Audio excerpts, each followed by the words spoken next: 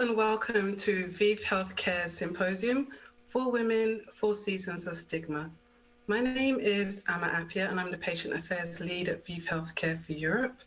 And I'd like to introduce you to this symposium, 4 Women, 4 Seasons. So as you would see, at the beginning of the slide, there is a tree that represents all the 4 seasons. What you will see during this symposium is the stories from 4 courageous women in different seasons of life.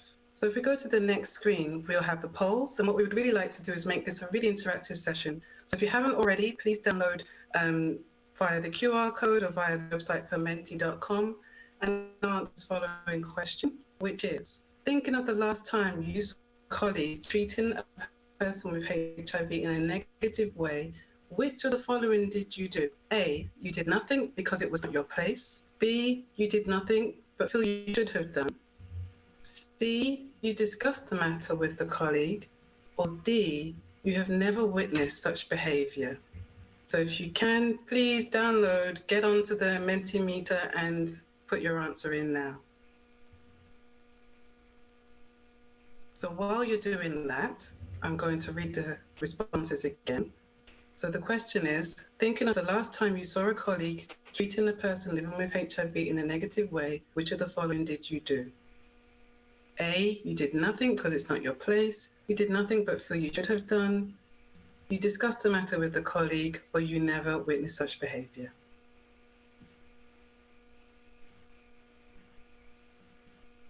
Just giving you a few more minutes, and then we'll come to the results.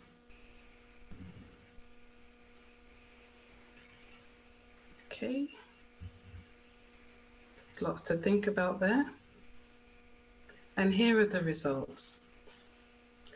So thinking of the last time, most people have answered that they've not experienced such behavior. So let's hope within the next few minutes, you'll be able to decide whether you have seen something and maybe there is something that you could have may be able to have done. And we'll have our discussions later. Please enjoy.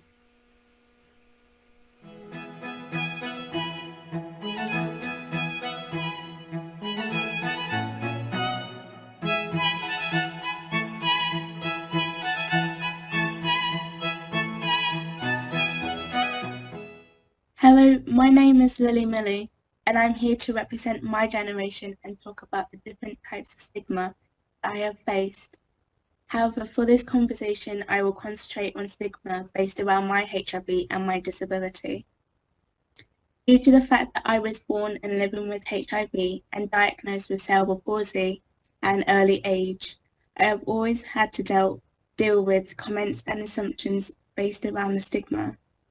One of the first experiences to do with stigma that I remember would be to do with my physical disability. When I was a baby, I got diagnosed with cerebral palsy. This means that all of my earliest memories I can remember all have my walker, wheelchair, or my crutches in them. As a child, I thought this was normal. However, my earliest memory of having someone say a comment about my disability was in primary school at a disco party. I was just dancing with my friends with my walker. Someone came up to me and told me I have spaghetti legs just because my legs weren't straight. I was only 11. The stigma around HIV has been so normalized to the fact that jokes around my college are normal and member staff don't say anything due to the fact that themselves don't know what is true or false. As a young adult who should be enjoying my life as an 18-year-old, I shouldn't be correcting my friends or even members of staff about the true facts of HIV and not what the stigma has said.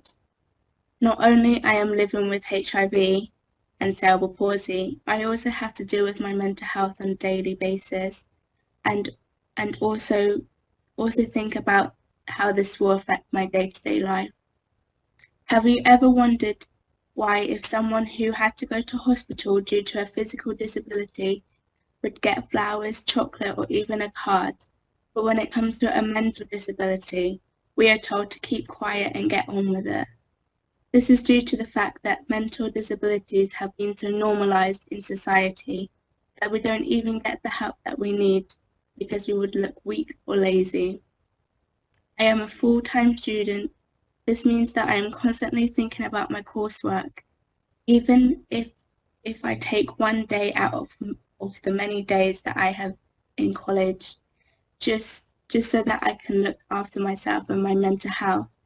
To society, I look like I am weak and can't take the pressure and stress that I am facing just due to my coursework. Even though my generation are more accepting about the LGBTQIA+ community, Black Lives Matter and female rights, why doesn't this make it okay for everyone to accept and understand HIV and disabilities instead of basing their knowledge around stigma?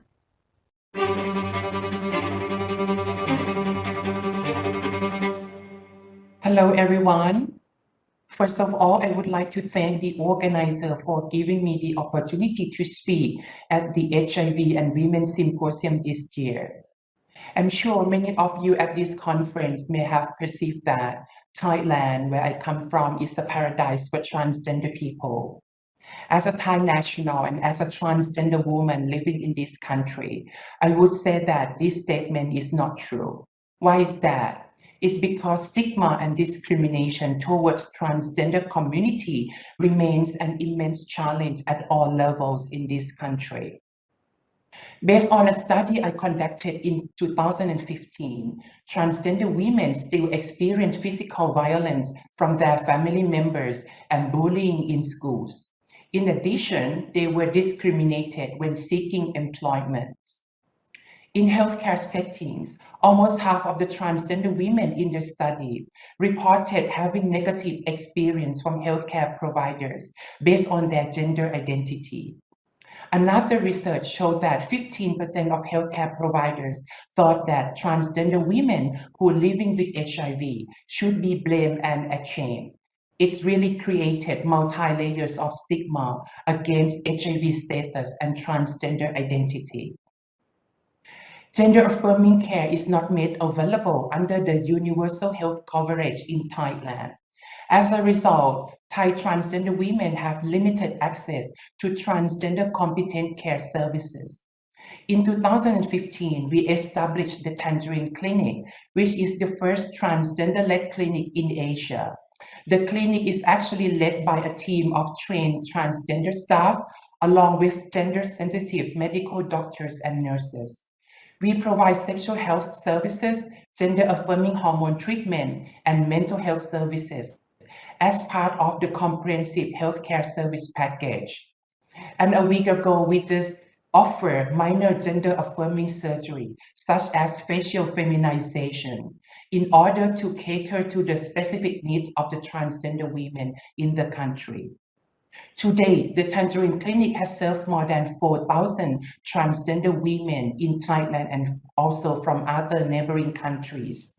The HIV prevalence among the transgender women at the Tangerine Clinic was 10%, which was much higher when comparing to other general populations.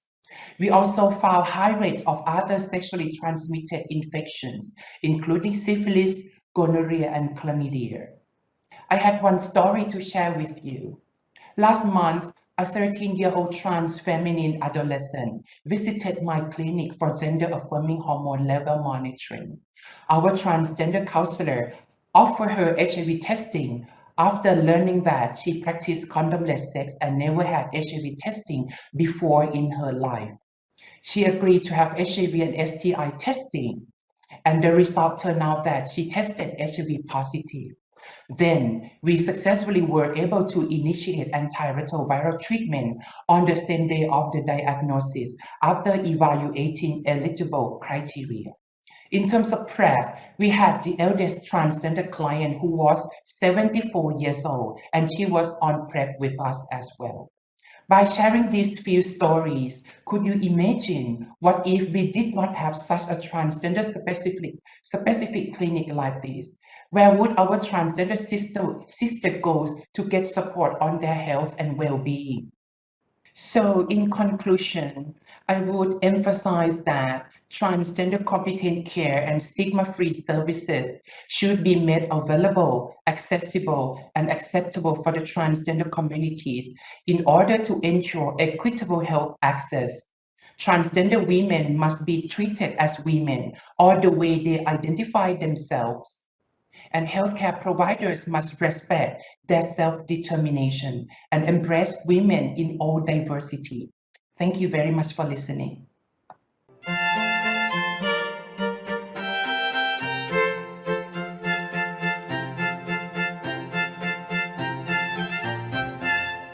Oi, pessoal, tudo bem? Meu nome é Thaís Renovato, eu tenho 39 anos, sou brasileira, moro aqui em São Paulo e vim aqui contar para vocês um pouco da minha história com HIV. Eu me infectei com HIV em 2014, quando meu ex-namorado morreu em decorrência de complicações da AIDS. Eu não tinha noção que ele, tinha a AIDS e nem HIV quando a gente namorou, e quando ele foi ficando doente, foi ficando muito mal, a família resolveu me contar. Me chamaram no hospital e me contaram que o que ele tinha era AIDS já num estágio bem avançado. Logicamente, quando eu fiz meu exame, por eu não usar preservativo com ele há mais de um ano, meu resultado deu positivo, e para mim foi um choque muito grande, obviamente. Eu tinha uma imagem muito marginalizada do HIV, eu achava que era algo muito distante de mim, e foi eu vivia, era uma menina muito da bolha, né? Achava que era algo mais dos meninos gays, tinha uma imagem muito errada da doença, acho que muitas pessoas têm, né? O que eu tentei fazer, eu tentei me rodear de bons profissionais, né? Ao invés de eu ficar procurando informações na internet, muitas coisas, né?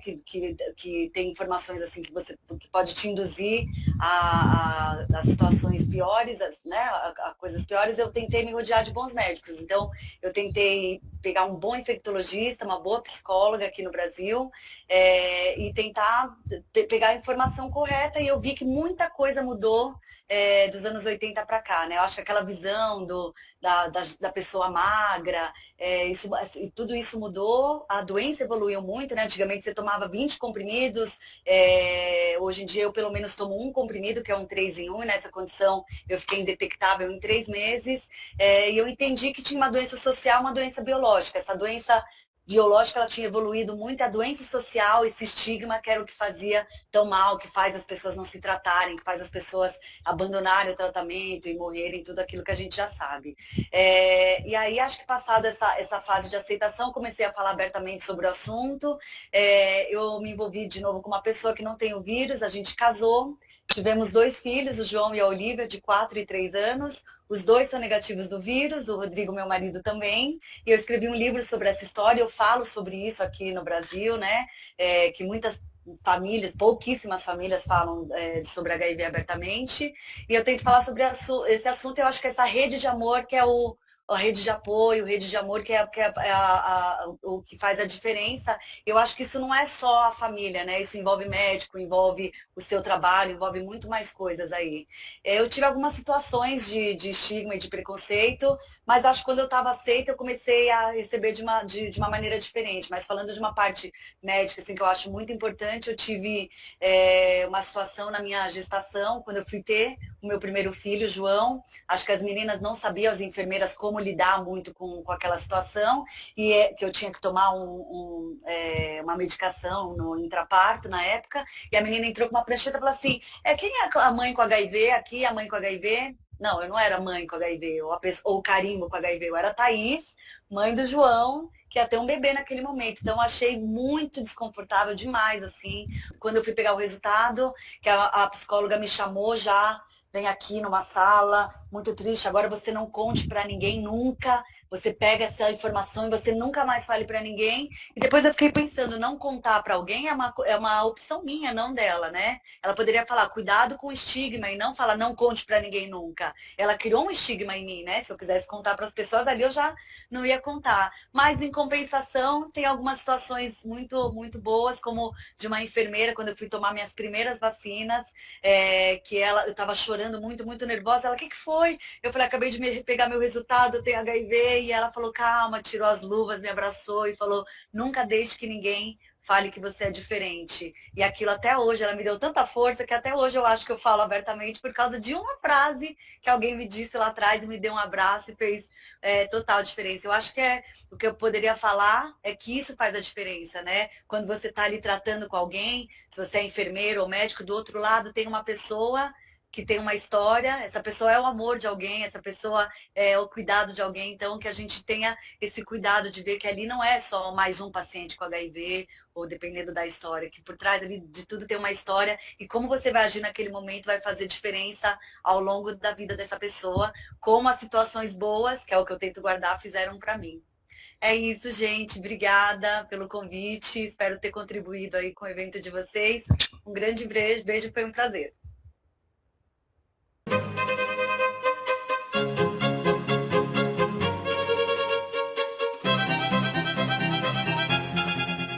Hello, my name is Funga Morao. I've been living with HIV for nearly 2 decades. I'm absolutely delighted that this session is called 4 Seasons of Living of HIV, as I in my life have had many seasons, from diagnosis to navigating relationships, be personal, be professional, to having babies, and now feeling that I'm on strong ground and I can share my lived experience with peers. I think I'll probably be the only person living with HIV in the world if I said I have never faced stigma, whether it be self-stigma, anticipated stigma, and of course discrimination. And there isn't a single solution to tackle stigma. So I'll try to touch on a couple of points very briefly. You'll have seen a photo of me in 3 very different seasons. The first season was when I was in denial and experiencing what I now know to have been self-stigma. And I literally had to run. I was running a marathon, yes. I literally had to run almost from my own self. Although I took medication, in my own mind, I did not want to be associated with anybody that lived with HIV, because then that became real. I only now know that was self-stigma because of learning, because of peers, and because of collaboration with my healthcare professionals that took the time to say, are you okay? I will say the biggest winner for me during the self-stigma season was peer support. From experience within the community, we know that peer support improves mental health. It allows space for us to bounce things off each other. And with that, when that confidence is built, we can then start creating this wonderful possibility of ensuring that when stigma arises in the community, we can tackle it and ensure that everybody is grounded enough to continue making that change. My second image, I look like I'd eaten a balloon. I was actually pregnant with my second child, who is 8.5. The half is very important to her.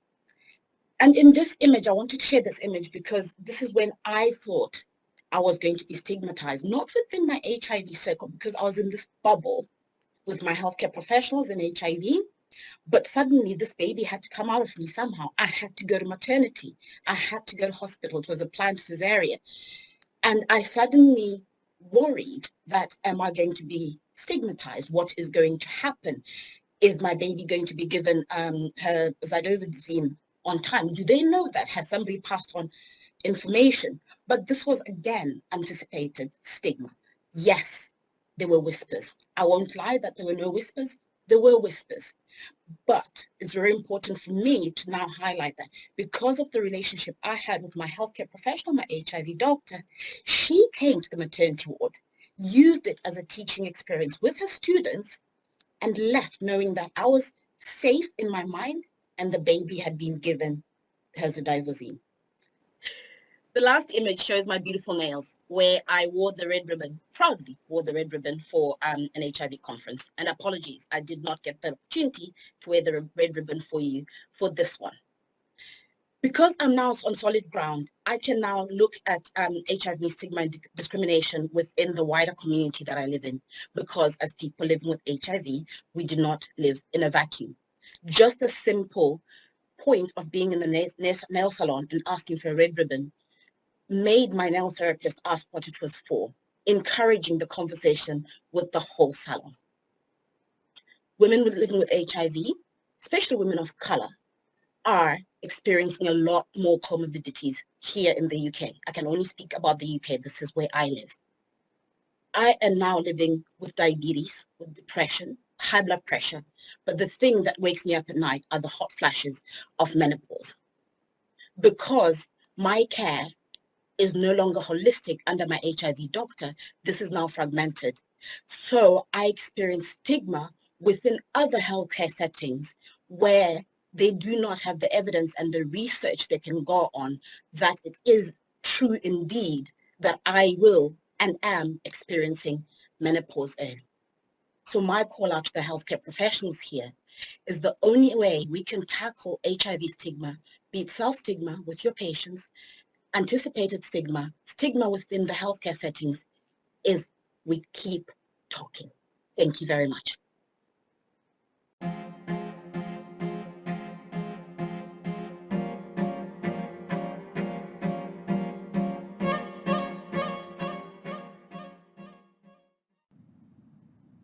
Ladies and gentlemen, it's my great honor to be part of this conference. So today I'd like to share with you some information about how HIV-related stigma might affect the health of our patients. This is my disclosure. So HIV-related stigma are negative attitudes and beliefs about people with HIV that are often caused by the lack of knowledge and fear, but they can lead to discrimination. And they can affect the well-being and mental health of our patients, but also their general medical condition, which I will show just in a minute. So HIV-related stigma is an old problem. We've heard about it since the 90s. In the 90s, they would actually have quite coercive methods of isolating people with HIV when patients living with HIV would have to undergo quarantine, or the medical personnel would have to put on special suits before examining the patients. So these methods now may sound quite ridiculous and unacceptable, but I think in a way we can understand that they would happen back in the 90s because then there wasn't enough information about HIV. HIV was a relatively new virus. But 40 years after the first diagnosis of HIV, and despite the fact that we have so much more information about the virus itself and the ways of transmission and prophylaxis, and despite the medical advances, HIV-related stigma is still present, and this is unexplainable and unacceptable. The National Institute of Health has made the HIV-related stigma as a research priority. But moreover, actually, people living with HIV say that stigma and discrimination is still one of the biggest challenges that they're facing every day. And as we see here in this slide of some data of a survey provided by UNAIDS, a survey conducted between 2014 and 2019 in 36 countries, there were more than 50% of respondents aged between 15 to 49 who had discriminatory attitudes towards people living with HIV.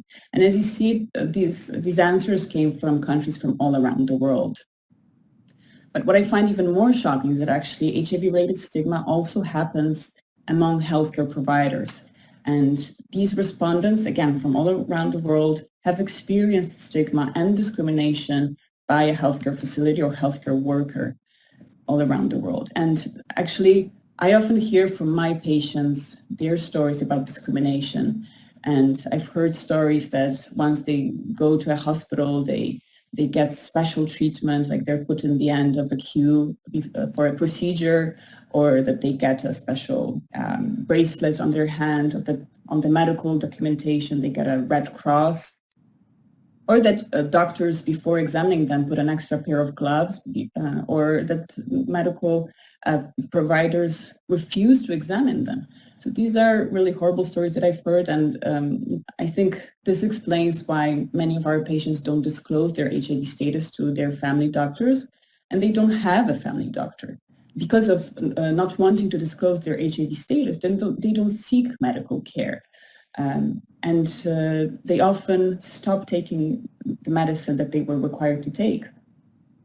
But apart from that, HIV-related stigma can also cause higher levels of anxiety and depression and suicidal thoughts, as well as not only being a barrier to the treatment and management of people living with HIV, but also HIV-related stigma can also be a barrier to HIV diagnosis and prevention. So a lot of patients don't want to get tested for HIV because they're afraid of the judgment. They're afraid that they will be judged that they have done something wrong.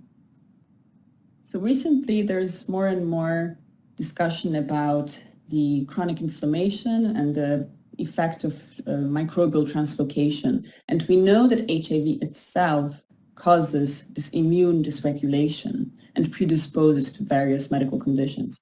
And HIV-related stigma might add to this. By chronic stress, we might have an overstimulation of our HPA axis, and then in turn, an impaired anti-inflammatory effect, an increase in interleukin-6 or a tumor necrosis factor, and other cytokines. And more studies show that actually this chronic inflammation leads to depression and other diseases such as cardiovascular diseases or cancer. Apart from that, we know that once we're aging, we do have an increased inflammation in our bodies. And we know that people with HIV develop frailty, develop this aging a bit earlier. So we can see that actually this HIV-related stigma might add to something that is a natural course of HIV infection. And depression itself is a very important topic for patients living with HIV, because people living with HIV have a higher prevalence of depression. It's stated that actually up to 40% of people living with HIV might develop a depression episode in their lifetime.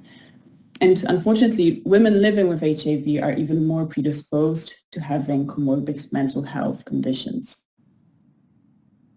But as I said earlier, HIV-related stigma is not only affecting those who are already diagnosed with HIV, but also can be a barrier to testing.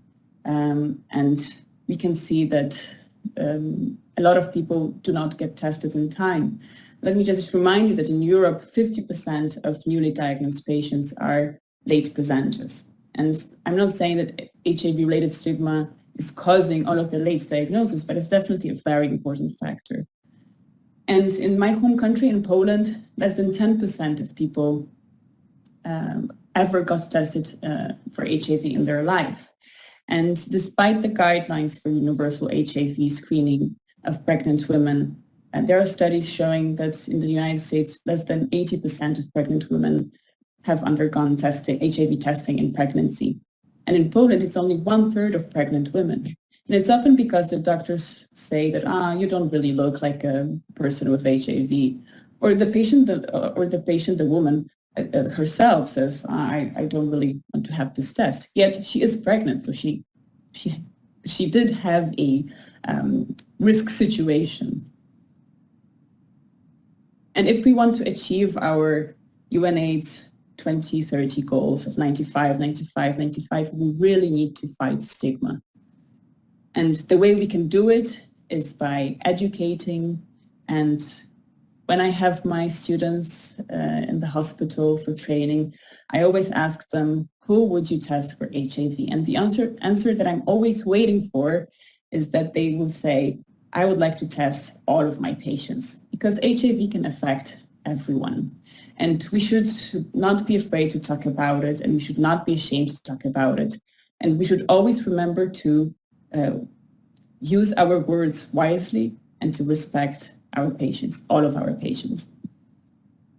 So in conclusions, I'd like to say that HIV-related stigma affects not only the mental health of our patients, but also their general well-being, but also can affect their medical condition, their adherence to their treatment, and also can affect HIV testing and prophylaxis, like pre-exposure prophylaxis.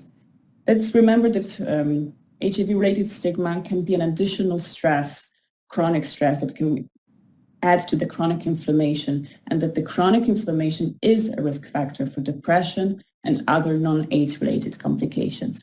That if we want to reach the 2030 UNAIDS goal, we really need to fight stigma. So I'd like to finish this presentation with a pledge. So I, Dagny Krankowska, pledge to speak up when I see or hear HIV stigma. And I highly encourage all of you to join me. Thank you for your attention.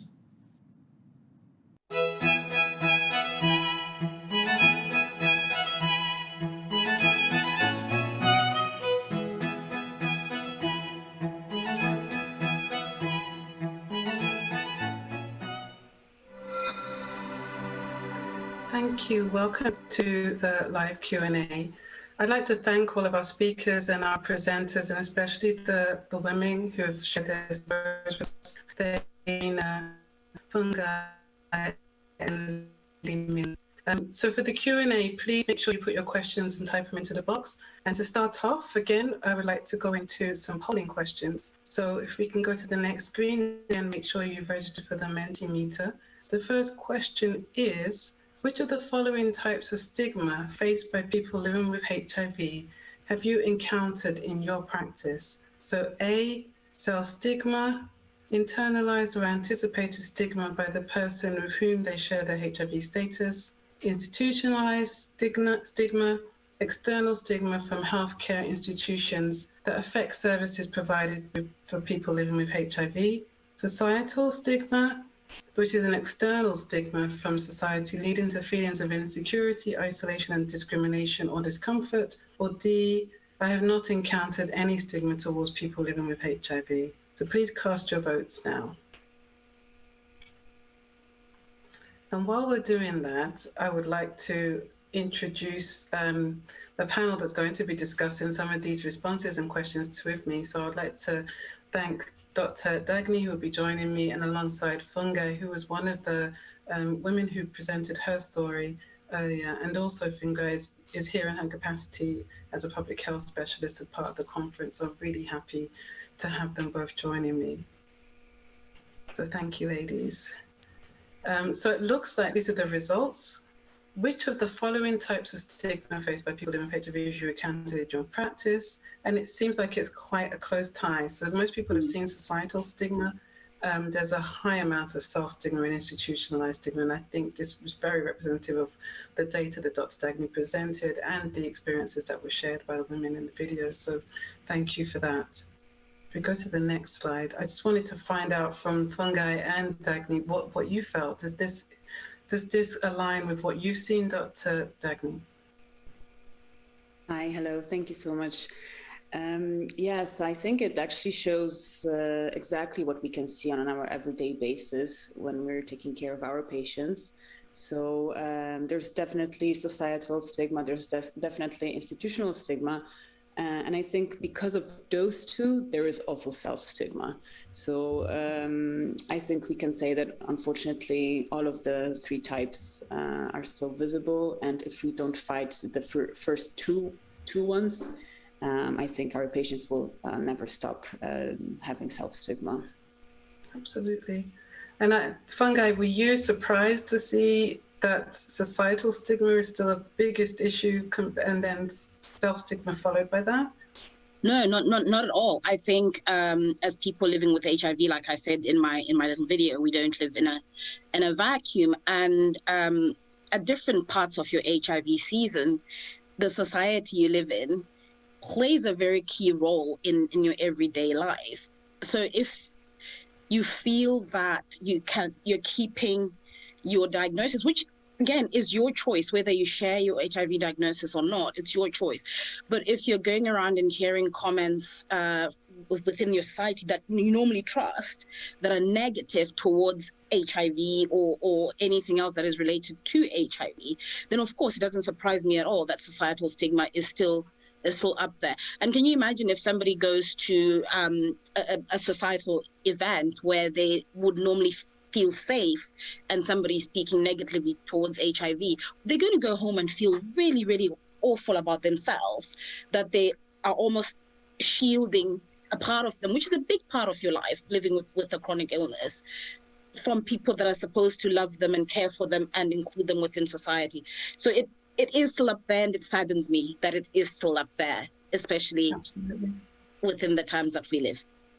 Absolutely. And I imagine it's very different across different regions in the world. And as you can see from the survey that Dagny showed, it was still remarkably high within Europe, in an area where we expect that we've got the advances in treatment, we've got access to treatment, that wouldn't be the case.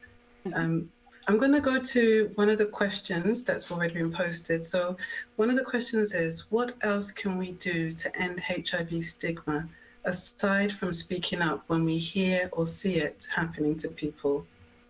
And who should do these other actions? Can I go first? Go ahead. Yes, go ahead.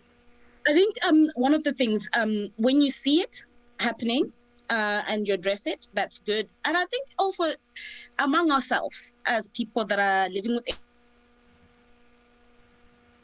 HIV, working in HIV, friends with people living with HIV, our community, we need to look at the language that we use. We need to move away from blame language. We need to move to more empowering language. That the days of mother to child transmission should be gone, and disclosure. It should be, if I say to you, oh, I want to disclose something to you, it means it's like something big. My friend Angelina always says this. It's like it's something huge. But if I say, Dagny, I would like to share something with you that I live with, then that becomes an easier conversation, I think. So I think we just need to really concentrate on what we say and be mindful, because you don't know what season a person living with HIV is in. They may be strong on the outside, but on the inside they're going through, like you said, all this sort of inflammation and everything that then causes depression. You don't know what is going on with the person. So I think it's just about being mindful. And who should do it? I think we all have a responsibility.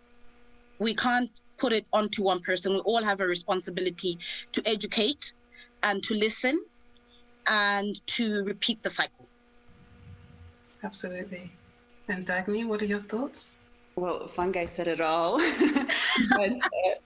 But I think it's so important to hear patients, to hear like representatives, because you have lived through stigma. So I think your voice is the most important one. But I would also stress the importance of education. I think, first of all, we should educate medical personnel. So we have students who come to us, they're learning about infectious diseases. So we always talk about HIV.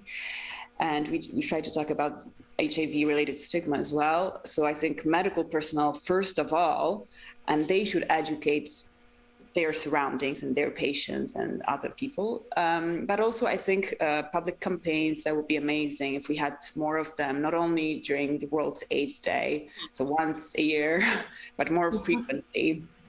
And if we could just, go out of the box, so not only to talk it within our circle of friends and families, but also like people who are really don't know anything about HIV, So, like for example, last year when we had the AIDS, International AIDS Day, we went to the Fine Arts School. So we were actually painting together with them and giving them flyers, and many of them really didn't know much about HIV and AIDS. So, I think, education and also listening to those who are actually going through HIV-related stigma. Absolutely. I think here in the UK, we did have a UK program that was really successful. It's a Sin, which did sort of talk about the early days of HIV. So it just brought awareness. I think we need the same again to show what it's like now, because I think we don't want people to associate HIV with that past, I guess. And that's what's causing the stigma today. Another question that's come up is in terms of making sure that all HCPs are able to understand the impact that HIV stigma has on people living with HIV. What would you suggest needs to be done? And what sort of actions you think needs to be taken? So I think, Dagny, you mentioned it with your students, you're quite concerned, but I'm just also interested to understand from the community perspective and from the individual, what can they do to make sure that all healthcare professionals understand the impact of stigma? I would like, I think here in the UK, in Brighton, where I live, on the sunny, close to the beach, my HIV clinic have peer support attached to the clinic. And I think it makes sense to me, and I think to a lot of my peers, that sometimes you need a peer to be with you within your HIV consultation. Because when you're going through some form of stigma, anticipated stigma, you may not be in the right frame of mind to advocate for yourself or to speak for yourself. And so having that, and also for the healthcare professionals to take a moment, like I said, to just say, how are you? And to ask the questions that, and I suppose what I'm trying to say is to look at a person holistically, not just look at them just around their HIV only. Look at them. I'm a mom. Look at me as a mom. Look at me as a woman. Look at me. Ask me about relationship. Ask me about every other thing that makes me the human being that sits in front of you. And also then ask me about the medication. How's that? Because that's the science. How's that affecting me? Am I depressed? What does that make me feel? There's so many conversations that we can have.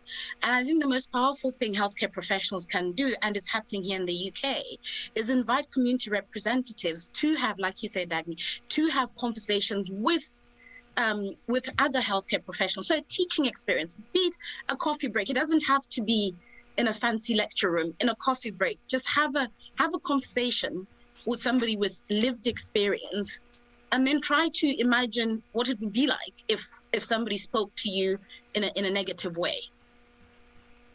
Yeah, I totally agree. And I think actually role playing, this might be interesting. Like we sometimes do it with our students, like, okay, so you're the patient, you're the doctor. So now the doctor has to tell the patient, you know, that you have HIV, and they're always kind of shocked when they have to do it. But I think it's a very interesting experience.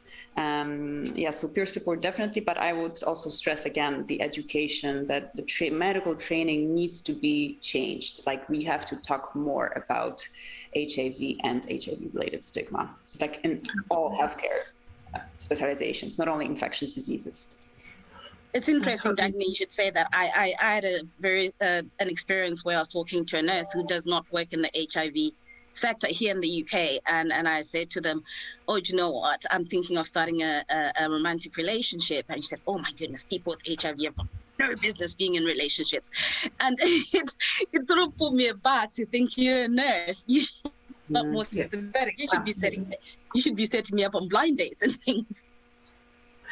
There's a comment in the questions about the same discussions that we're having, the stigma and discrimination within healthcare settings, but unfortunately we won't have time to go into it deeper, but I do think we've touched upon some of those comments. So there's still a lot of work to be done. I think we can clearly see that. So I'm going to move on to the last section of our meeting. So we're going to do the last poll, which is a word cloud. So please help me in completing this word cloud by just adding a word to this sentence. In order to challenge HIV stigma, next time I see it, I will be, for example, more courageous. I will be strong. I will stand up. So just please add that extra word in there, and hopefully we'll get a really nice word cloud that shows our activity and our strength against this stigma. So I'm just going to keep putting out their examples. So I will be louder. I will be stronger. And here we go. So brilliant. This is really nice to see. I don't know how you, Funge, Dagny, feel, but I think challenging, vocal, definitely is a strong one. Proactive, maybe as well. Yeah, I love the outspoken. I love that. It's almost like rebellious, but in a good way. I love that.